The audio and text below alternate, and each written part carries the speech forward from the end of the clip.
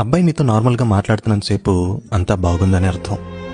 Argue చేస్తున్నంతసేపు అంతా బాగుందని అర్థం. అది చేయకు, ఇది చేయకు, వాళ్ళతో మాట్లాడుకు, వీళ్ళతో మాట్లాడుకు అంటున్నాడా, అయినా అంతా బాగుందని అర్థం.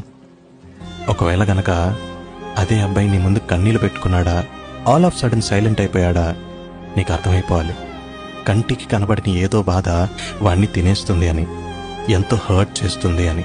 సో వాడింకా లాస్ట్ ఫేజ్ ఆఫ్ అండర్స్టాండింగ్లో ఉన్నాడని అర్థం. ప్రేమలో ఉంటూ గొడవ పడతాడు, ఆర్గ్యూ చేస్తాడు, పొసెసివ్ అవుతాడు, కానీ ఒక్కసారి వాడికి ఇవన్నీ వేస్ట్ అనిపించాక టోటల్ సైలెంట్ అయిపోతాడు. ఎందుకంటే వాడికి తెలుసు వాడు తన బెస్ట్ ఇచ్చాడని, వాడి ప్రేమను చేతకంతనంగా తీసుకుంటున్నారు అని, తన పెట్టిన ఎఫర్ట్స్కి వాల్యూ లేదని అర్థమైంది.